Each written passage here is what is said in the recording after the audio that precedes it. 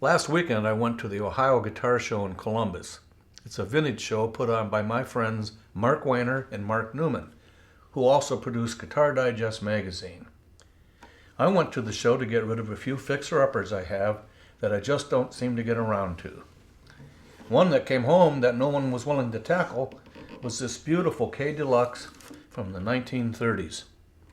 It has the adjustable neck angle and the neck bolts on through the sound hole with one bolt. I'll get the neck off and show you the problem here. It just bolts on. There's a curved piece of wood that it slides on that so you can adjust the heel of it to get the neck angle you're after.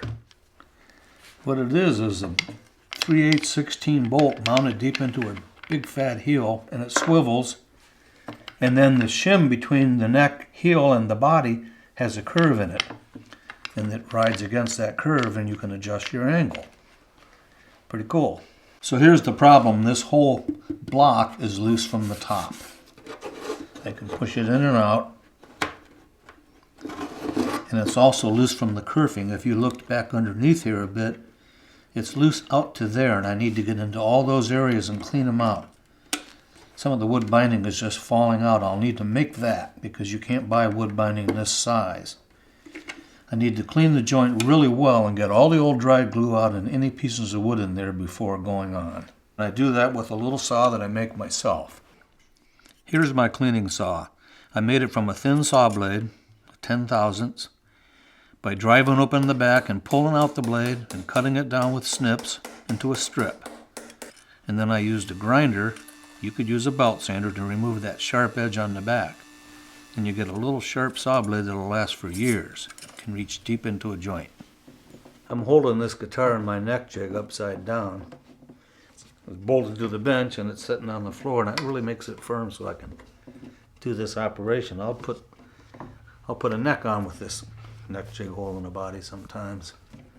You can see it loose way out to here. It's a high glue joint.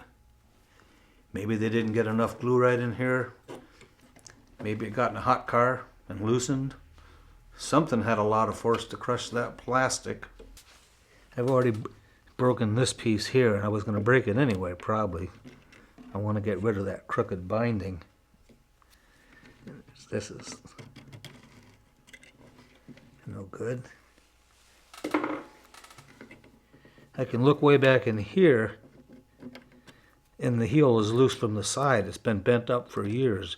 I might be able to soften that with some hot water.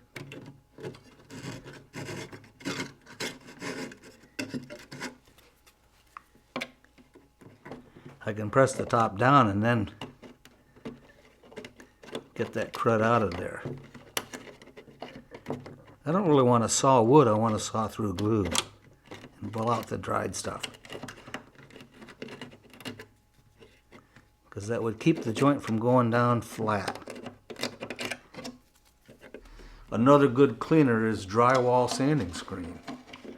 This 120 grit, if you can get into the joint, that'll pull a lot of stuff out.